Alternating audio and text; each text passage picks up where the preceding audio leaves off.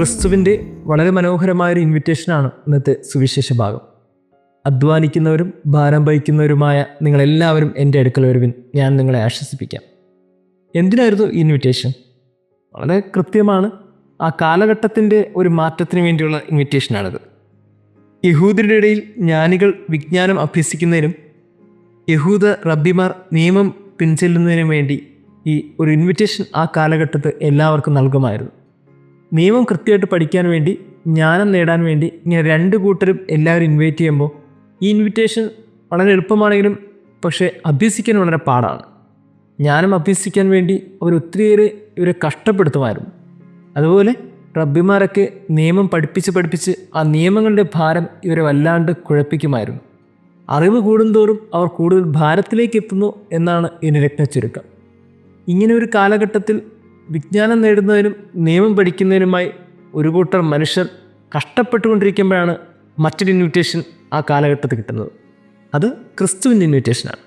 ക്രിസ്തു പറഞ്ഞു, നിങ്ങൾ ഈ നിയമം പഠിച്ച് നിങ്ങൾ കഷ്ടപ്പെടണ്ട, നിങ്ങൾ വിജ്ഞാനം നേടാൻ വേണ്ടി ഒത്തിരി കഷ്ടപ്പെടുകയൊന്നും വേണ്ട, നിങ്ങൾ എൻ്റെ അടുക്കൽ വാ. നിങ്ങൾ വരുമ്പോൾ നിങ്ങൾക്ക് ഇതെല്ലാം ഞാൻ ലഘുവാക്കി തരും. കാരണം എൻ്റെ മുഖം വഹിക്കാൻ എളുപ്പമുള്ളതും ഭാരം കുറഞ്ഞതുമാണ്.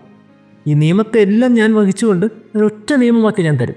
അതിൻ്റെ പേരാണ് സ്നേഹം. എല്ലാ പ്രവാചകന്മാരെയും സംഗ്രഹിച്ച് ഞാൻ ഒറ്റ വാക്കിൽ നിങ്ങൾക്ക് തരും. അതാണ് സ്നേഹം.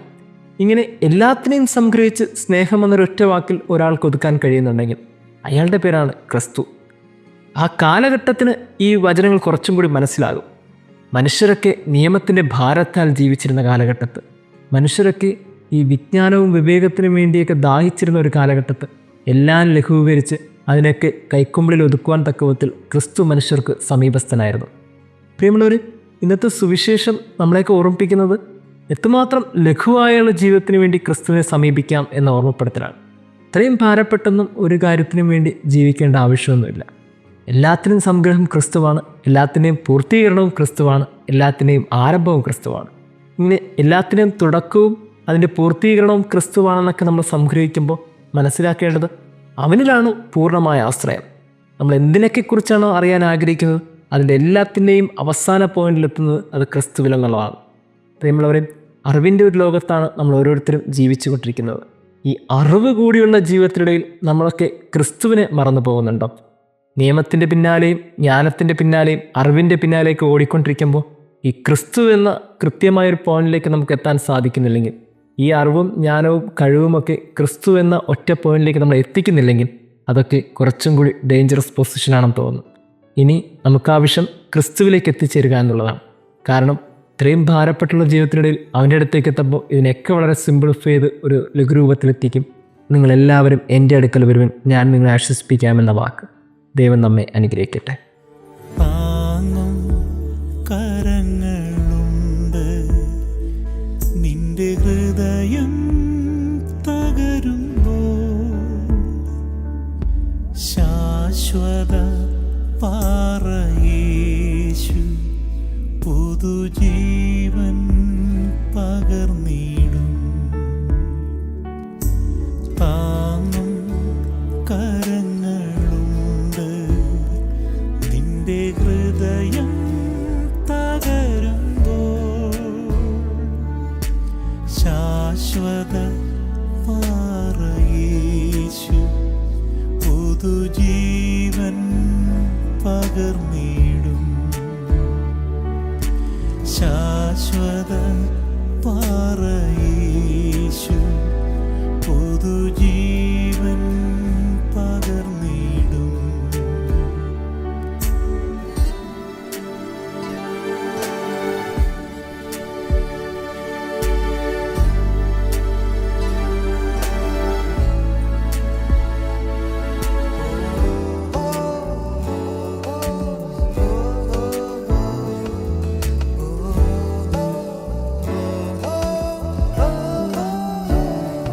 കണ്ണുനീർ